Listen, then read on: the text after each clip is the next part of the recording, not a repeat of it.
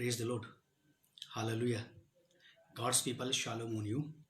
May the Lord Jesus Christ bless you all and keep you safe. धन्यवाद करते हैं परमेश्वर का एक बार फिर से इस नए दिन और नई सुबह के लिए कि उसने आपके और मेरे जीवन में जोड़ा है। आज का ये नया दिन परमेश्वर ने हमें दिया है कि हम आज के इस दिन में परमेश्वर की भलाइयों को देखें, उसकी अच्छाइयों को देखें। उसने आपको और मुझे जीवितों की धरती पर इसीलिए जीवित रखा है कि हम उसे और जानें और पहचानें और उसके करीब जा सकें और अपने संबंध को परमेश्वर के साथ मजबूत, गहरा और गाढ़ा बना सकें। और आप सब लोगों का प्रभु यीशु मसीह के नाम में हम स्वागत करते हैं ऑनलाइन बाइबल स्टडी में। क्राइस्ट मुक्ति द्वार फेलोशिप बल्लभपुर देहरादून इंडिया की तरफ से आपका स्वागत है। आइए, इससे पहले कि हम आज की अपनी बाइबल स्टडी को शुरू करें, हम लोग प्रार्थना करेंगे कि परमेश्वर का आत्मा हमारी सहायता करे, अगुवाई करे और हम परमेश्वर के वचन के अनुसार पले बढ़ें और उसमें परिवर्तित होते चले जाएं। पवित्र पिता प्रभु यीशु नासरी के नाम से हम आपका धन्यवाद करते हैं क्योंकि आप इसके योग्य परमेश्वर हैं। धन्यवाद इस बात के लिए भी करते हैं कि आपने हमें समय दिया, अवसर दिया, और इन सब लोगों के लिए भी मैं आपका धन्यवाद करता हूं जो अपना बहुमूल्य समय निकाल करके यहाँ आते हैं ऑनलाइन बाइबल स्टडी में, ताकि सीखें और सीख करके प्रभु जी आपके वचन के मुताबिक जीवन यापन करें, जीवन व्यतीत करें, जीवन बिताएं और प्रभु आत्मिक फल उत्पन्न होने पाए, जिससे आपको महिमा मिले और कलीसिया की उन्नति हो। दया करें, इस प्रार्थना को सुने, प्रभु यीशु मसीह के नाम से मांगते हैं, आमीन। परमेश्वर का धन्यवाद करते हुए हम लोग आज के इस बाइबल स्टडी को शुरू करते हैं प्रभु यीशु मसीह के नाम में। मेरे साथ निकाले आप इफिसियों की पत्री, उसका 4 अध्याय 17 पद से 21 पद तक हम लोग देखेंगे इसे। और आज का ये हमारा इफिसियों की पत्री 4 अध्याय का 5वां भाग है। 5वां भाग है Ephesians chapter 4 verse from 17 to 21 part 5। मेरे साथ निकालें आप इफिसियों की पत्री 4 अध्याय उसका 17 पद। यहाँ पे हेडिंग लिखा है मसीह में नया जीवन। अब हम लोग 17 पद से लेकर के आने वाले दिनों में 32 वर्ष तक, 32 पद तक इस एक ही टॉपिक के ऊपर सीखते रहेंगे, मसीह में नया जीवन। मसीह में नया जीवन का मूल्य क्या है और मसीह में नया जीवन प्राप्त करने के बाद उसको किस तरह से संभाल के रखना पड़ता है, कैसे मेंटेन करके रखना पड़ता है, किस प्रकार से आप और मैं अपने जीवन में हर कीमत चुका के, हर प्रयास करके, हर परिश्रम करके कैसे इस नए मसीह जीवन में स्थिर पाए जाएं। क्योंकि याद रखिएगा आप मेरी बात को, जो कुछ परमेश्वर आपको देता है उस सब को आपसे वापस छीनने के लिए इंसान और शैतान पूरा प्रयास करेंगे। नरक पूरा भरसक प्रयास करेगा उस सब कुछ को आपसे वापस लेने के लिए जो कुछ परमेश्वर ने आपको दिया है, हालात और परिस्थितियों के द्वारा, इंसानी और शैतानी एक्टिविटीज के द्वारा। तो जो कुछ आपको दे दिया गया है स्वर्ग से, जो कुछ आपने पा लिया है, उस सब की आपको चौकसी करनी चाहिए, उसकी आपको रखवाली करनी पड़ेगी। यहां ऐसा लिखा है मसीह में नया जीवन, वर्ष 17 to 21 मैं पढ़ रहा हूं, आप लोग सुनिए। इसलिए मैं यह कहता हूं, पौलुस प्रेरित इफिसियों नगर की कलीसिया के लोगों को यह शिक्षा दे रहा है।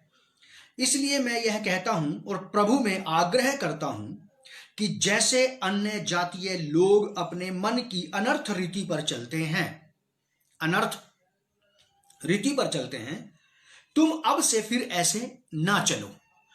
क्योंकि प्रेरित जानता था कि कलीसिया में, इफिसियों नगर की कलीसिया में ये लोग अन्य जातियों से ही निकल करके आए हैं, जिसके विषय में प्रेरित पतरस ने ये वाली बात कही थी कि तुम्हारा निकम्मा चाल चलन जो बाप दादाओं के जमाने से चला आ रहा है, वो बहुमूल्य सोने चांदी और बहुमूल्य वस्तुओं के द्वारा से छुटकारा नहीं पाया।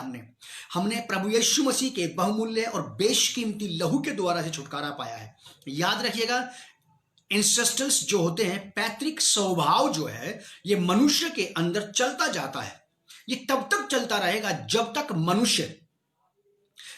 मनुष्य नेचुरल से निकल करके स्पिरिचुअल में नहीं आ जाता है। ये नेचुरल चीजें हैं, बाप दादाओं के जमाने से हमारा बिगड़ा हुआ स्वभाव, बिगड़ा हुआ चाल चलन, बिगड़ा हुआ व्यवहार, ये एक ही दिन में परिवर्तित नहीं हो जाता।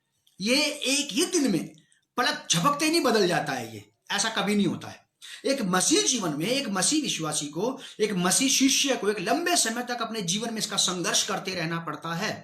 इन चीजों के साथ परमेश्वर के वचन के द्वारा से, परमेश्वर के वचन के माध्यम से आपको सहायता मिलती है कि आप हर परिस्थिति में स्टेबल रहें, ठहरे रहें परमेश्वर की आज्ञाओं पर, प्रभु की शिक्षा पर, कलीसिया के उन सिद्धांतिक वचनों पर जो आपको और मुझे सिखाए जा रहे हैं। पौलुस कहता है कि इसलिए मैं यह कहता हूं और प्रभु में आग्रह करता हूं, जैसे अन्य जातीय लोग अपने मन की अनर्थ रीति पर चलते हैं, तुम अब से फिर वैसे ना चलना, क्योंकि उनकी बुद्धि अंधेरी हो गई है और उस अज्ञानता के कारण जो उनमें है और उनके मन की कठोरता के कारण वे परमेश्वर के जीवन से अलग किए हुए हैं। बहुत इंपॉर्टेंट बात है, परमेश्वर के जीवन से अलग किए गए लोग, वो लोग जो परमेश्वर के इटर्नल लाइफ से, उसकी डिवाइन लाइफ से सेपरेट हो चुके हैं, परमेश्वर के जीवन से अलग किए हुए हैं, और वे सुन्न होकर लुचपन में लग गए हैं कि सब प्रकार के गंदे काम लालसा से किया करें। अन्य जातीय मीन्स नॉन बिलीवर्स, और ये वो भी हो सकते हैं जो बिलीवर्स थे बाद में नॉन बिलीवर्स हुए, ये वो भी हो सकते हैं जो अभी भी बिलीवर हैं और उसके बावजूद भी उनकी एक्टिविटीज नॉन बिलीवर्स के जैसी है। अनबिलीवर्स बिलीवर्स होते हैं, बाइबल बताती है ऐसा। नॉन बिलीवर्स होते हैं और ये बात बाइबल बताती है ऐसा। मैं आपको इसका उदाहरण दूंगा। इसके बाद लिखा है कि 19वें पद में, और वे सुन्न होकर लुचपन में लग गए हैं कि सब प्रकार के गंदे काम लालसा से किया करें।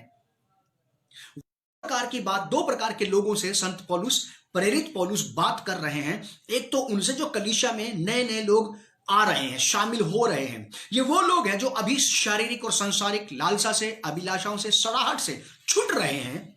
ये छूट रहे हैं, बच के निकल के आ रहे हैं यहां पे। जब ये यहां पर आ जाते हैं तो इस बात का आनंद मनाया जाना चाहिए कि एक पापी जो कि परमेश्वर के राज्य में प्रवेश कर रहा है, इस बात का आनंद मनाना चाहिए। लेकिन कलीसिया के अगुवों को, कलीसिया के संचालकों को जो इस पृथ्वी पर हैं, जिन्हें परमेश्वर ने, प्रभु यीशु मसीह ने अपनी कलीसिया की जिम्मेवारी सौंपी है, उन लोगों की ये रिस्पॉन्सिबिलिटी बनती है कि बड़ी शार्प दृष्टि से, बड़ी पैनी, बड़ी तीखी नजर से इस बात पर ध्यान रखें कि जो लोग विश्वास में आ रहे हैं, ये उस सड़ाहट से छुट करके आ रहे हैं जहां ये पहले थे। यदि यहां आने के बावजूद भी इनके व्यवहार में, इनके बोली भाषा में, इनके एटीट्यूड में वही चीजें पाई जाती हैं, तो कलीसिया का और कलीसिया के अगुवों का, कलीसिया के बिलीवर्स का, मिनिस्टर्स का एक बोझ बढ़ जाता है। बहुत केयरफुल होने की आवश्यकता है एक उस व्यक्ति को जिसे परमेश्वर ने यह जिम्मेवारी दी है कि वो कलीसिया की अगुवाई करे, कलीसिया की सेवा करे। पौलुस क्या कहते हैं, इसका हेडिंग है 17वें पद पे, मसीह में नया जीवन। मसीह में नया जीवन। मैं इस नए जीवन के बारे में आपको यह बता देना चाहता हूं, इससे पहले कि हम शुरू करें, मेरे साथ निकालिए आप 2 कुरिन्थियों 5 अध्याय 17 पद। 2 Corinthians chapter 5 verse 17। 2 कुरिन्थियों की पत्री 2 कुरिन्थियों 5 अध्याय 17 पद। पौलुस कुरिन्थ नगर की कलीसिया को क्या बता रहे हैं? कह रहे हैं कि इसलिए यदि कोई मसीह में है तो वह नई सृष्टि है, पुरानी बातें बीत गई हैं, देखो सब बातें नई हो गई हैं। पुराना स्वभाव, पुराना विचार व्यवहार, पुराना बोली भाषा, पुराना तौर तरीका, पुराना उठना बैठना, चलना फिरना, घूमना, खाना पीना, ओढ़ना पहनना, सब कुछ बदल गया है, थोड़ा नहीं। कलीसिया में लोगों को शामिल करने का मतलब यह है कि वे इस संसार से, इस पापी संसार में से निकल के कलीसिया में आ रहे हैं। पौलुस यहां पे कुरिन्थ नगर में बड़े स्पष्ट शब्दों में कहते हैं कि इसलिए यदि कोई मसीह में है तो वह नई सृष्टि है। पौलुस ये कह रहे हैं कि मैं तुम्हें ये बता देना चाहता हूं, मैं तुम्हें समझा देना चाहता हूं, तुमने अब जो प्रभु यीशु मसीह के नाम से बैप्टिज्म ले लिया है, तुम जो अब यहां आ गए हो, तो अब तुम पुराने व्यक्ति, पुराने स्त्री पुरुष नहीं रहे। अब तुम्हारा पुराना स्वभाव, पुराना व्यवहार, पुराना बोली भाषा, पुराना तौर तरीका, पुराना चाल ढाल नहीं रहना चाहिए। मैं कई सारे ऐसे विश्वासियों और सेवकों से मिला हूं जो कभी कभी ऐसी बात सामने ले आते हैं, जब कोई बात ऐसी चल जाती है, किसी के साथ कोई तनाव हो जाता है, कोई खिंचाव हो जाता है, या किसी प्रकार की कोई बात हो जाती है ऐसी, तो मैंने एक दूसरे को ये कहते हुए सुना है कि अगर ये बात तुमने 10 साल पहले मुझसे कही होती ना, तो मैं तुम जानते नहीं तुम्हारा क्या हश्र करता। ये वाली बात जब मैं सुनता हूं किसी भी व्यक्ति से कि काश ये वाली बात तुमने तब कही होती जब मैं मसीह में नहीं था तो मैं तुम्हारी क्या हालत करता, तुम समझ नहीं सकते। तो मैं उस व्यक्ति की बात सुनकर के इस बात को सोचता हूं कि निश्चय ही इसके अंदर अभी भी नई सृष्टि नहीं बनी है। Still he is not a new creation of Christ. अभी भी ये मसीह की नई सृष्टि नहीं है, क्योंकि जो व्यक्ति पुरानी बात को याद करता है, जो व्यक्ति पुराने स्वभाव को, पुराने मन मिजाज को याद करता है, इसका अर्थ यह है कि वो इजराइलियों की सी हालत होगी जब मिस्र से निकल के आए।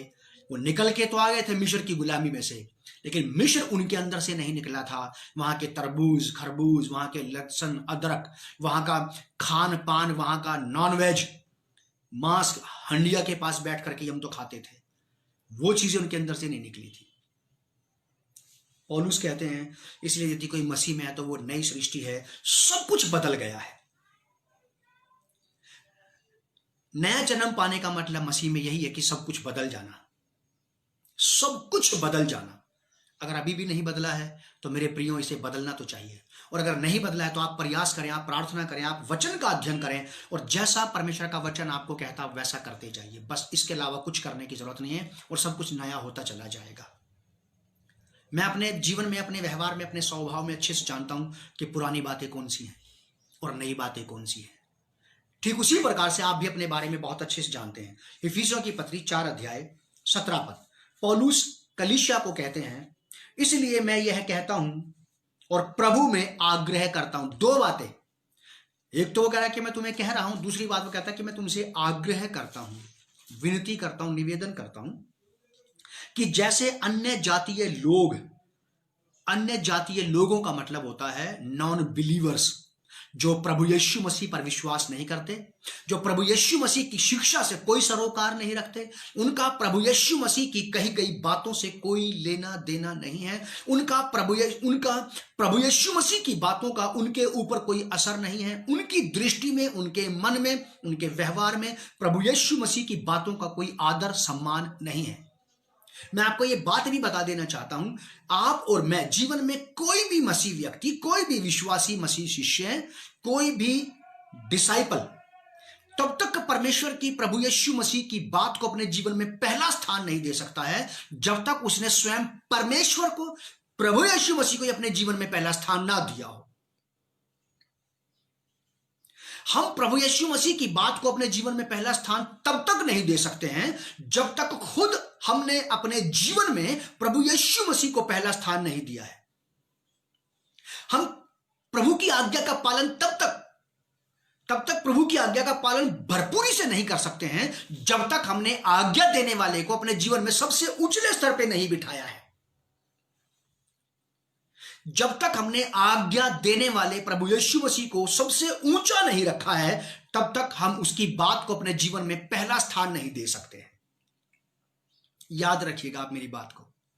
मैं विश्वास करता हूं कि परमेश्वर का आत्मा मुझसे भी बात कर रहा है और आपसे भी बात कर रहा है। लिखा है कि इसलिए मैं यह कहता हूं और प्रभु में आग्रह करता हूं कि जैसे अन्य जातीय, नॉन बिलीवर्स, अन्य जातीय लोग अपने मन की अनर्थ रीति पर चलते हैं। अनर्थ का मतलब होता है जो सही सिस्टमैटिकली चीज नहीं है, जो सही सिद्धांतिक बातें नहीं है, अनर्थ रीति पर चलते हैं। तुम अब से फिर का मतलब है लौट करके वापस वैसा ही मत करने लगना। तुम अब से फिर ऐसे ना चलो जहां से निकल करके आए हैं आप और मैं। अगर कोई व्यक्ति आज भी इस बात को कहता है, सोचता है, समझता है कि मेरे दादा परदादा, मेरे माँ बाप, भाई बहन जो मुझसे पहले के हैं, मुझसे बड़े हैं, उनके अंदर एक भयंकर क्रोध, जबरदस्त एंगर उनके अंदर था और मुझ में भी पाया जाता है, तो इसका अर्थ यह है कि आज भी आपका और मेरा बदलाव नहीं हुआ है। प्रभु यीशु मसीह ने आपका और मेरा धर्म और जाति बदलने के लिए आपको और मुझे नहीं लिया।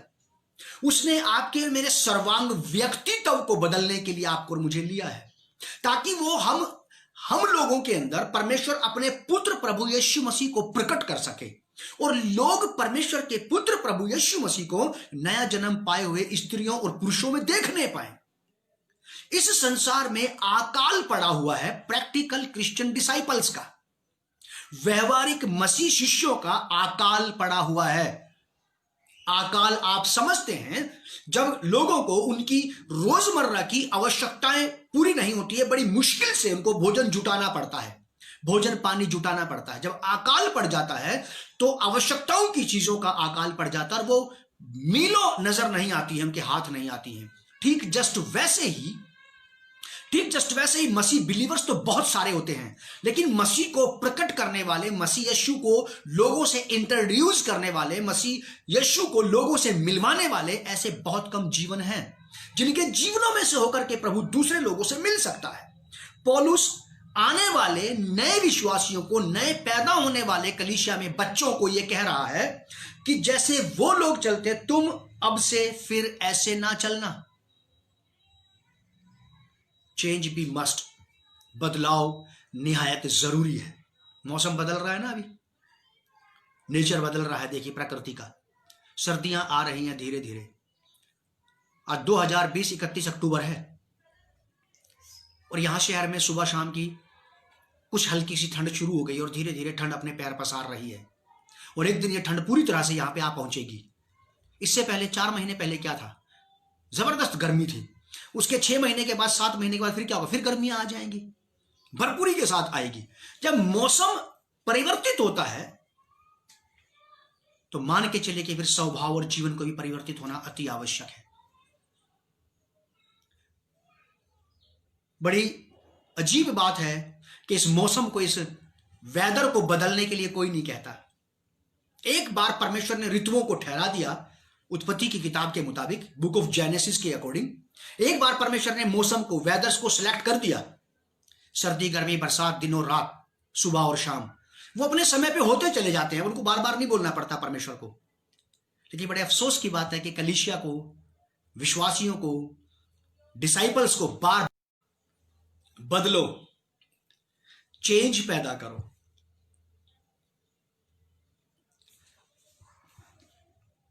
तुम अब से फिर ऐसे ना चलो, आग्रह कर रहा है पौलुस कलीसिया से। कलीसिया से पौलुस आग्रह कर रहा है, जो कि उनको आज्ञा भी दे सकता था कि ये मेरी कमांड है तुम्हारे लिए, क्योंकि कोई भी शिक्षक अपने शिष्यों को आज्ञा दे सकता है। लेकिन पौलुस कहता है कि मैं तुमसे आग्रह करता हूं। जैसे अन्य जाति अपने मन की अनर्थ रीति पर, अपने मन मुताबिक चलते हैं, जैसा उनके मन को भाता वो वैसा ही करते हैं, जैसा उनके स्वभाव को भाता, जिनको अच्छा लगता वही करते हैं। बहुत सारे लोगों को ये बात कहना बहुत पसंद है कि हम तो अपने मन के राजा हैं, हम तो अपने मन की सुनते हैं, हम तो अपने मन के अनुसार चलते हैं, हम तो वही करते जो हमारा मन कहता है।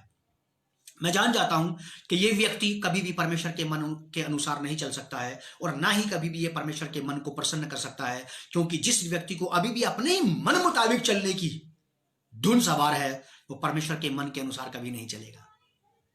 क्योंकि एक व्यक्ति 2 स्वामियों के मन के अनुसार नहीं चल सकता, अपने मन मुताबिक और परमेश्वर के मन मुताबिक।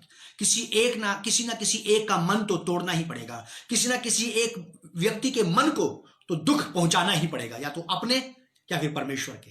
अगर हमने परमेश्वर की बात मान के चलना शुरू किया तो हम अपने मन को दुखी करेंगे, अगर हमने परमेश्वर के मन की बात छोड़ करके अपने मन की बात मानना शुरू की तो हम परमेश्वर के मन को दुखी करेंगे। हम दोनों को प्रसन्न नहीं कर सकते।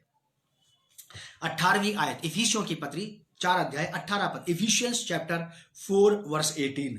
पौलुस कहते हैं क्योंकि उनकी बुद्धि अंधेरी हो गई है, उनकी बुद्धि अंधेरी हो गई है, और उस अज्ञानता के कारण जो उनमें है और उनके मन की कठोरता के कारण वे परमेश्वर के जीवन से अलग किए हुए हैं, परमेश्वर के जीवन से अलग किए हुए हैं। उनकी बुद्धि अंधेरी हो गई है। कुरिन्थियों की पत्री में पौलुस इस बात को बताते हैं कि इस संसार के ईश्वर ने लोगों की बुद्धि को अंधा कर दिया है।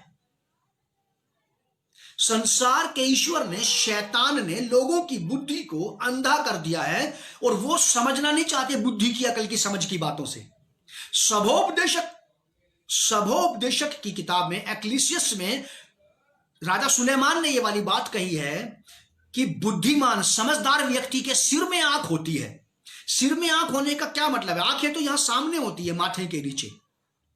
सिर में आंख होने का मतलब है समझदारी वाली बुद्धि, एक ऐसी समझ जो सामने की बातों को देख सकती है, जो समझ सकती है कि क्या करना चाहिए, क्या नहीं करना चाहिए, कैसे चलना चाहिए, कैसे नहीं चलना चाहिए। बुद्धिमान व्यक्ति की सिर में आंख होने का मतलब यह है। और बुद्धि की आंखों को अंधा कर दिया, यानी कि अब आपको हमें शारीरिक आंखों से तो दिखाई दे रहा है सब कुछ, लेकिन बुद्धि समझ में नहीं आ रहा कुछ भी कि करना क्या है। कई बार हम देखते देखते भी कोई ऐसा गलत काम कर जाते हैं जो नहीं करना चाहिए था। कई बार ऐसी चीजें हो जाती हैं कि व्यक्ति करना नहीं चाहता और हो जाती है। यह है वो बुद्धि की आंखों का अंधा हो जाना। समझ में तो आता कि क्या करना चाहिए, होता ही नहीं है। पौलुस यही कह रहे हैं, क्योंकि उनकी बुद्धि अंधेरी हो गई है। अगर किसी की बुद्धि में अंधकार छा गया है तो वो कैसे समझेगा परमेश्वर की बातों को। छोटा सा एक उदाहरण है, जो भी व्यक्ति, कोई भी ऐसा व्यक्ति हो जिसकी दोनों आंखों में रोशनी नहीं है, क्या वो देखकर चल सकता है? नहीं, वो टकराएगा, वो टटोल टटोल करके चलेगा। ठीक जस्ट वैसे ही जिनकी बुद्धि अंधेरी हो गई है, उनको साफ साफ समझ में नहीं आता है कि क्या करना चाहिए, क्या नहीं करना चाहिए, कहां जाना चाहिए, कहां नहीं जाना चाहिए, किससे मिलना चाहिए, किससे नहीं मिलना चाहिए, क्या बोलना चाहिए, क्या नहीं बोलना चाहिए, क्योंकि इन सारी बातों में उनकी बुद्धि उनकी अगुवाई नहीं कर रही है, क्योंकि बुद्धि में अंधियारा छा गया है, फ्यूज उड़ गया है दिमाग का। कुरिन्थियों की पत्री में ऐसा ही लिखा है, इस संसार के ईश्वर ने उनकी बुद्धि को अंधा कर दिया है। और मैं आपको एक बात बता देना चाहता हूं मेरे प्रिय, याद रखिएगा, शैतान संसार के लोगों की बुद्धि को डस लेता है। वो पुराना सांप, वो पुराना इब्लीस, वो इब्लीस लोगों की बुद्धि को डस लेता है। और जब वो किसी की बुद्धि को डस लेता है तो बुद्धि काम नहीं देती। पौलुस कहते हैं क्योंकि उनकी बुद्धि अंधेरी हो गई है, और उस अज्ञानता के कारण जो उनमें है, अज्ञानता की वजह से वो जानना ही नहीं चाहते, समझना ही नहीं चाहते परमेश्वर की बात को। अगर कोई ये सोचता है, दुनिया में कोई भी व्यक्ति, बिलीवर या नॉन बिलीवर, कोई ये सोचता है कि वो परमेश्वर को नहीं जानता, तो मुझे नहीं लगता कि ये बात सही है। शायद मेरे साथ देखिए आप, भजन संहिता 19 अध्याय, साम 19,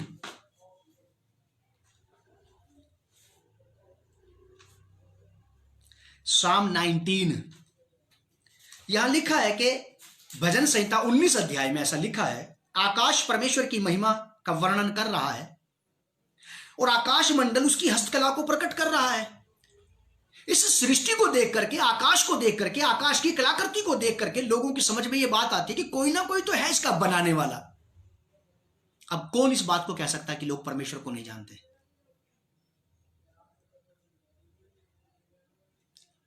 लिखा है कि दिन से दिन बातें करता और रात को रात ज्ञान सिखाती है। ना तो कोई बोली है, ना कोई भाषा है जहां उनका शब्द नहीं होता, शब्द सुनाई नहीं देता। उनका स्वर सारी पृथ्वी पर गूंज गया है और उनके वचन जगत की छोर तक पहुंच गए हैं। पृथ्वी की छोर तक के लोगों को ये सृष्टि, ये आकाश, सूरज, चांद, सितारे, ये बताते हैं कि इनका रचयिता है एक, इनका रचयिता। कौन कहता है कि लोग परमेश्वर को नहीं जानते? लोग जानते हैं परमेश्वर को, लोग परमेश्वर को जानते हैं, बड़ी आसानी से जानते हैं। मेरे साथ देखिए आप, रोमियो की पत्री पहला अध्याय, रोमन्स पहला अध्याय, रोमन्स चैप्टर 1 वर्स 18वीं आयत में लिखा है कि परमेश्वर का क्रोध तो उन लोगों की सब अभक्ति और अधर्म पर स्वर्ग से प्रकट होता है जो सत्य को अधर्म से दबाए रखते हैं। सत्य को अधर्म से दबाए रखते हैं। उनको परमेश्वर के सत्य के बारे में जानकारी होती है, उनको पता है कि सृष्टि की रचना करने वाला सर्वशक्तिमान परमेश्वर है। एक परमेश्वर है कोई जिसने सृष्टि को बनाया है, लेकिन फिर भी वो सृष्टिकर्ता की उपासना ना करके सृष्टि की उपासना, आराधना करते रहते हैं। पेड़ पौधों की, नदी नालों की, जीव जंतुओं की, पशु पक्षियों की, स्त्रियों की, पुरुषों की, धार्मिक लोगों की, इन्हीं की उपासना आराधना में लगे रहते हैं। लिखा है इसलिए कि परमेश्वर के विषय का ज्ञान उनके मनों में प्रकट है। दुनिया का एक भी व्यक्ति ऐसा नहीं है जिसके मन में परमेश्वर का नॉलेज ना हो। नदी नाले पेड़ पौधे पशु पक्षियों को देख करके लोग समझते हैं कि यह सृष्टि को सुंदर परमेश्वर ने बनाया है। इस पृथ्वी को जल के ऊपर स्थिर किया है और आकाश को उसने तंबू के समान तान दिया है। आखिर कौन है वो जिसने इतने बड़े सूरज और चांद सितारों को आकाश में लटका रखा है? हमें 60 वाट का या 20 वाट का या 100 वाट का एक बल्ब अपने घर में चमकाने के लिए, उसको होल्ड करने के लिए होल्डर लगाना पड़ता है। ये साइंस है, ये साइंस है। अपने घर में प्रकाश लाने के लिए, आपको ट्यूबलाइट जलाने के लिए ट्यूबलाइट की फट्टी को आपको लगाना पड़ता है, उसको स्क्रू से आपको टाइट करना पड़ता है ताकि वो ट्यूब को पकड़ के रखे और वो रोशनी दे। ये आपका और मेरा दिमाग है, मनुष्यों का दिमाग है। लेकिन परमेश्वर ने इतने बड़े भारी लाइटों को लगा रखा है बिना किसी होल्डर के। वो परमेश्वर के वचन से स्थिर और स्थापित हैं। लोग जानते हैं इस बात को। कौन कहता है कि लोग परमेश्वर के बारे में नहीं जानते? जानते हैं। इसलिए कि परमेश्वर के विषय का ज्ञान उनके मनों में प्रकट है, क्योंकि परमेश्वर ने उन पर प्रकट किया है। उसके यानी कि परमेश्वर के अनदेखे गुण, अनदेखे गुण अर्थात उसकी सनातन सामर्थ्य, उसकी सनातन सामर्थ्य। और परमेश्वर तब जगत की सृष्टि के समय से उसके कामों के द्वारा देखने में आते हैं, यहां तक कि वे लोग जो परमेश्वर पर बिलीव नहीं करते निरुत्तर हैं। उनके पास कोई उत्तर नहीं है इस बात का, निरुत्तर है वो। तो यहां पे इफिसियों की पत्री 4 अध्याय के 18 पद में पौलुस कहते हैं, क्योंकि उनकी बुद्धि अंधेरी हो गई है और उस अज्ञानता के कारण जो उनके मन में है। जानते तो हैं परमेश्वर को, लेकिन परमेश्वर को परमेश्वर होने का आदर, परमेश्वर को परमेश्वर होने का रुतबा, परमेश्वर को परमेश्वर होने की महिमा नहीं देते। बड़े निहायत अफसोस की बात है ये। उनकी बुद्धि अंधेरी हो गई है। और ये बुद्धि का अंधियारा बिलीवर्स और नॉन बिलीवर्स दोनों में पाया जाता है। बुद्धि का अंधियारा बिलीवर्स और नॉन बिलीवर्स दोनों में पाया जाता है। मेरे साथ निकालें, आप देखें इफिसियों की पत्री 2 अध्याय 2 पद, इफिशियंस चैप्टर 2 वर्स 2।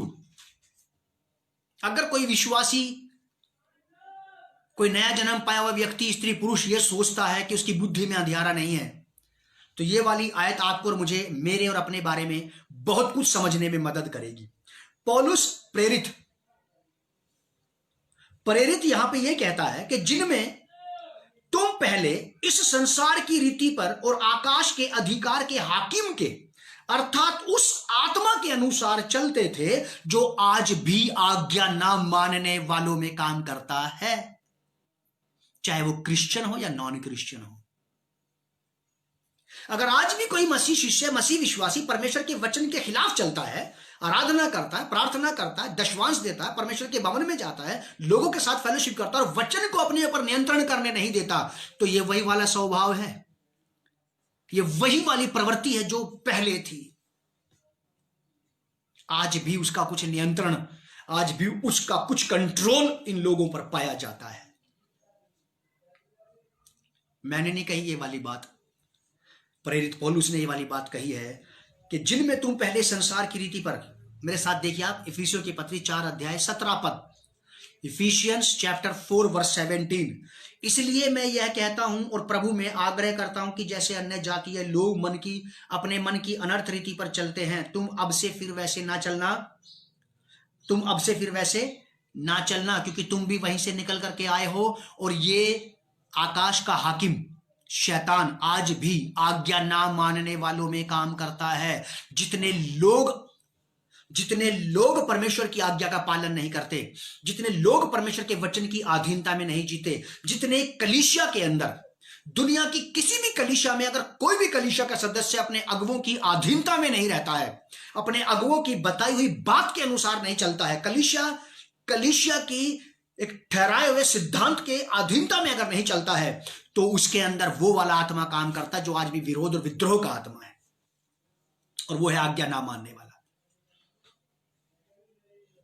जो अधिकार की अधीनता में नहीं रहता। जो अधिकार के, कलीसिया के अधिकार की अधीनता में नहीं रहता, वो स्त्री पुरुष इस बात को अच्छे से जान ले कि उनके अंदर आज भी इफिसियों की पत्री 2 अध्याय और 2 पद के मुताबिक वो आत्मा काम करता है जो आज्ञा ना मानने वालों में आज भी रहता है। बहुत सारे नया जन्म पाए हुए स्त्री पुरुष इस मुखालते में रहते हैं, अनाज्ञाकारिता का जीवन जीते हुए, कि वो परमेश्वर के बेटे और बेटियां हैं। वो तो हैं आप, लेकिन आपके अंदर आज भी वही आत्मा काम करता है जो आज्ञा ना मानने वालों में काम करता है।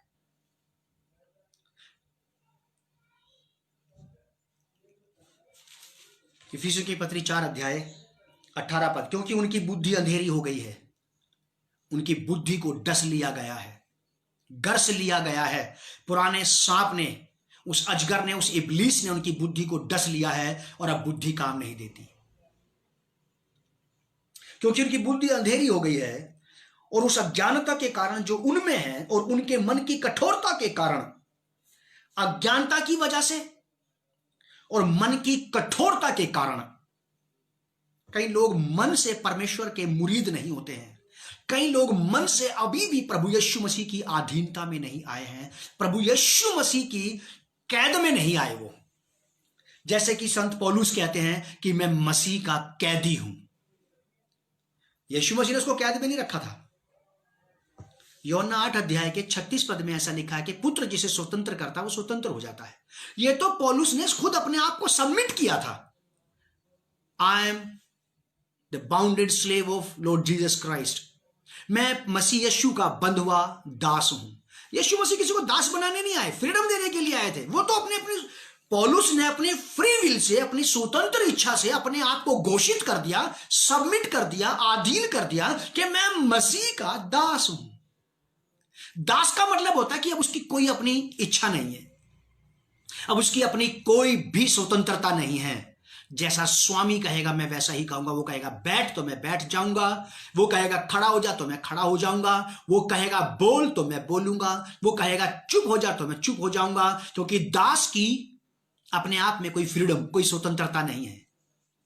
और प्रभु यीशु मसीह ने पौलुस को अपना दास नहीं बनाया था, क्योंकि बाइबल में ऐसे लिखा है यूहन्ना 8 अध्याय 36 पद में, gospel according to John chapter 8 verse 36 में लिखा है, पुत्र जिसे स्वतंत्र करता है, यानी कि प्रभु यीशु मसीह, पुत्र जिसे स्वतंत्र करता है वो सदा के लिए स्वतंत्र हो जाता है। गुलाम तो तरशूश का साउल पहले था, नफरत का गुलाम, उसने बहुत सारे मसीहों को मारा।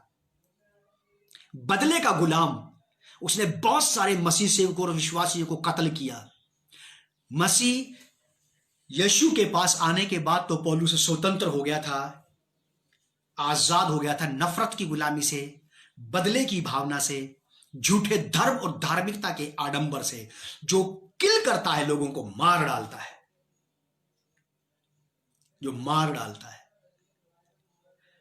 और जो पौलुस पहले यही सोचता था, शाऊल पहले यही सोचता था कि वो परमेश्वर की भक्ति कर रहा है, नहीं, ऐसा नहीं है। ये वही शाऊल है जिसने कहा कि मैं उसका बंधुआ दास हूं। अपनी स्वतंत्र इच्छा से उसने अपने आप को मसीह का दास बना लिया और बस फिर वो जीवन भर उसी बंधन में बंधा रहा, मसीह के लिए जिया, मसीह के लिए ही मर गया।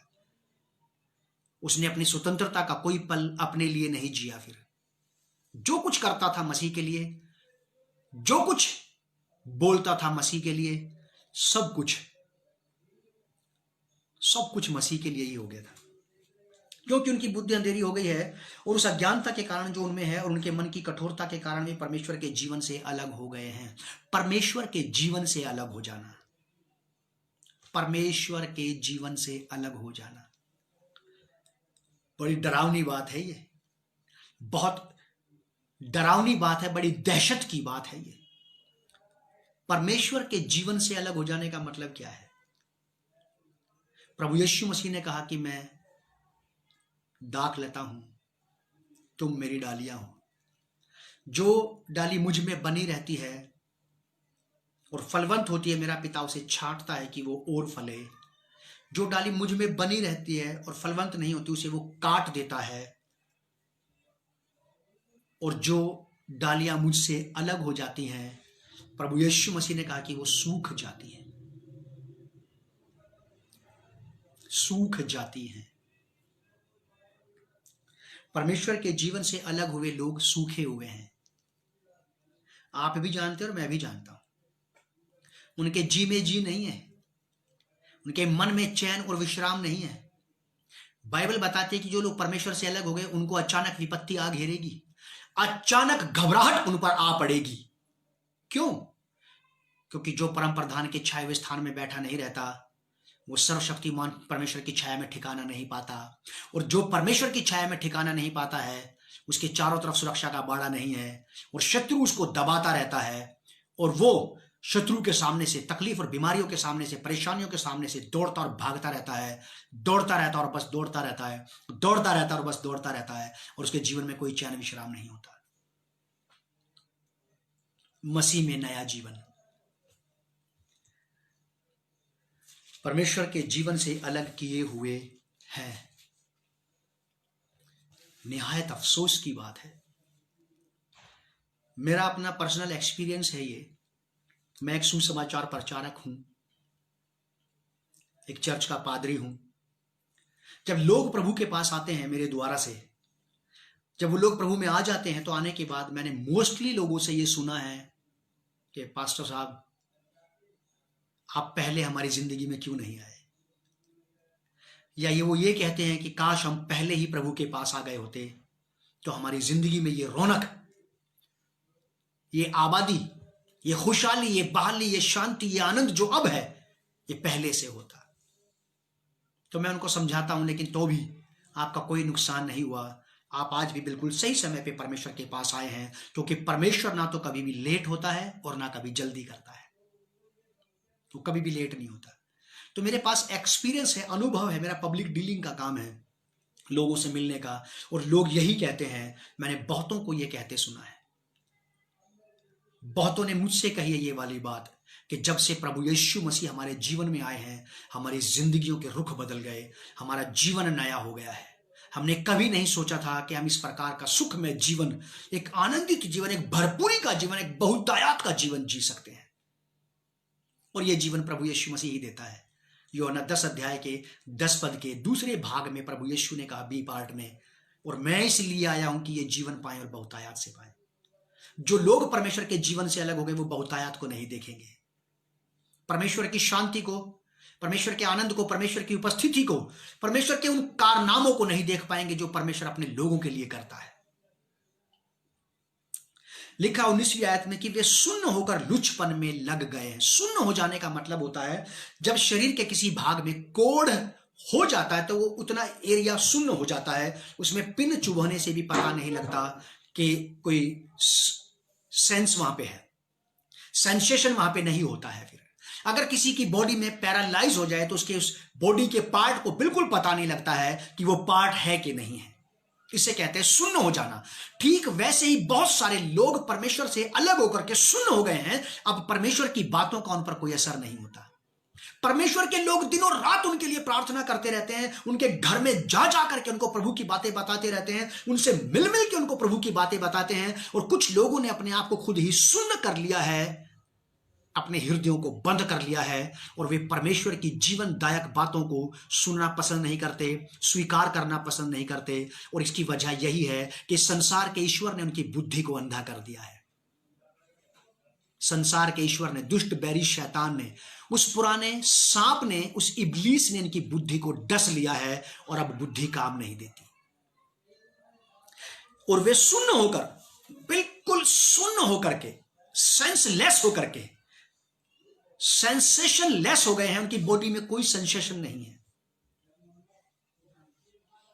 लुचपन में लग गए हैं। अब उनको लुचपन से निकलने के लिए कोई चीज बाध्य नहीं करती, कोई असर नहीं पड़ता लोगों को अब इस कामों को करने का। वो हैबिचुअल हो गए हैं, वो हैबिचुअल हो गए हैं क्योंकि वो परमेश्वर के जीवन से अलग हो गए हैं। और जब कोई परमेश्वर का चुना हुआ स्त्री या पुरुष किसी प्रकार से, किसी भी प्रकार के पाप में पड़ता है तो उसके अंदर एक स्पिरिचुअल सेंसेशन रहता है। परमेश्वर का आत्मा उसकी अगुवाई करता है प्रायश्चित करने के लिए, पश्चाताप करने के लिए, उस पाप का परमेश्वर के सामने, प्रभु के सामने अंगीकार करने के लिए, ताकि उसके जीवन में परमेश्वर को फिर से सब कुछ सही करने का मौका मिल जाए। कितना फर्क है। और वे सुन्न होकर लुचपन में लग गए हैं कि सब प्रकार के गंदे काम लालसा से किया करें, लालसा से किया करें, इंटरेस्ट लेकर के, उनमें इंटरेस्ट लेकर के, उनकी ख्वाहिश, उनकी कामनाएं, उनकी लालसाएं, अभिलाषाएं, उनका अट्रैक्शन उन्हीं चीजों में रहता है, वहीं पे रहता है। लेकिन प्रेरित पौलुस कलीसिया से कहते हैं 4 अध्याय 17 पद में कि तुम अब से फिर ऐसे ना चलो।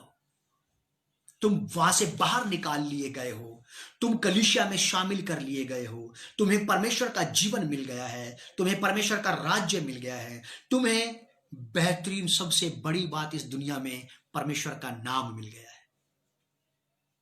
अब आप और मैं उसी के नाम से जाने जाते हैं, हम उसी के नाम से पहचाने जाते हैं, उसी के नाम से पुकारे जाते हैं, वही हमारी पहचान है। कितनी बड़ी बात है कि परमेश्वर ने आपको और मुझे अपना नाम दे दिया है कि अब हम उसके बेटे और बेटियां कहलाते हैं।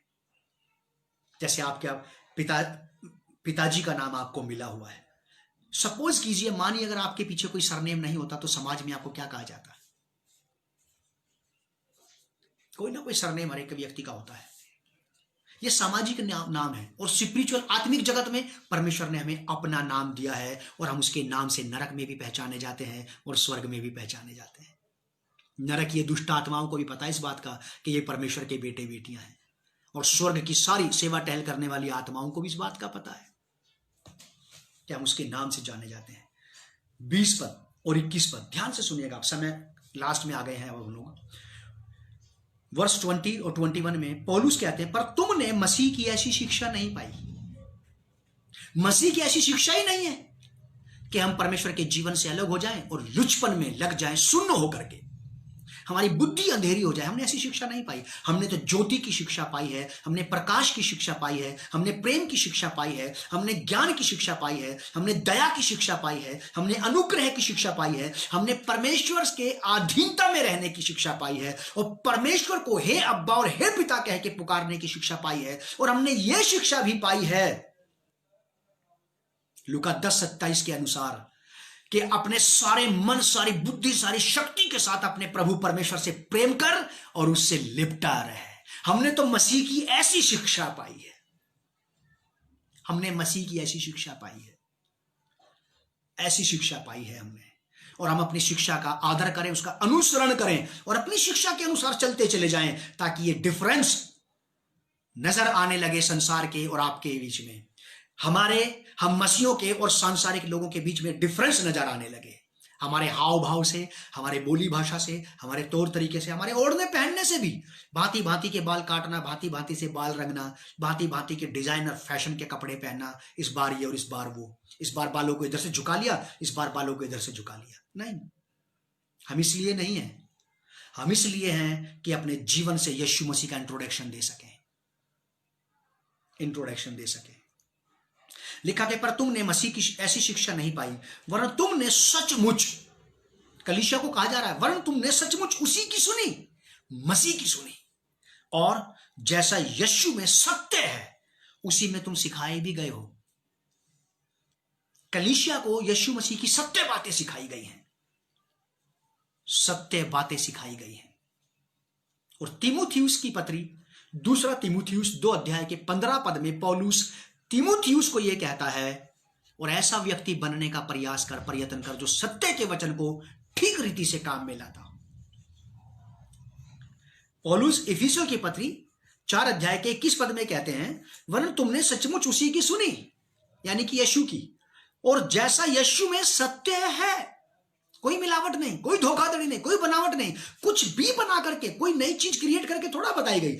एज इट इज, जैसा प्रभु का वचन है वैसा का वैसा पहुंचाया गया है आपके पास, और जैसा यीशु में सत्य है उसी में सिखाए भी गए, सत्य में सिखाए गए हैं। आपको सत्य पिलाया गया है, कलीसिया को सत्य आपको पहनाया गया है, सत्य से नहलाया गया है, आपको सत्य ओढ़ाया गया है, सत्य खिलाया गया है, आपको सत्य दिया गया है। अब आपकी बारी है, सत्य में चलें, सत्य में जिएं, सत्य में सोए, सत्य में जागें, सत्य को पहने, सत्य को खाएं, सत्य को पिएं, और सत्य ही बोलें और सत्य जिएं, असत्य नहीं, झूठ नहीं। संसार के शारीरिक लोगों के समान हम अनर्थ की रीति पर नहीं चलेंगे, हम अर्थहीन रीति पर नहीं चलेंगे, हम अर्थ दायक रीति पर चलेंगे जिसका कोई मायने बनता है, जिसका कोई अर्थ बनता है। एक अर्थ आपको और मुझे दे दिया गया है, एक बेस आपको और मुझे दे दिया गया है, एक ट्रैक आपको और मुझे दे दिया गया है, एक रास्ता आपको और मुझे दे दिया गया है। अब उसी पर चलते चले जाएं और प्रार्थना करें अपने लिए और पवित्र आत्मा से कहें कि holy spirit help me, I want to walk in the Christ one sided and straight. मैं मसीह में वन साइडेड और स्ट्रेट चलना चाहता हूं। होली स्पिरिट हेल्प मी, मैं मसीह में, पवित्र आत्मा जी मेरी सहायता करें कि मैं मसीह में एक तरफा हो जाऊं और सीधा चलता चला जाऊं। एक तरफा माइंड सेट कर दो आप मेरा, पवित्र आत्मा, प्रभु के मार्गों में। पौलुस कहते हैं कि तुम्हें जहां से निकाला गया है अब वैसे वहां के चाल चलन के अनुसार ना चलना।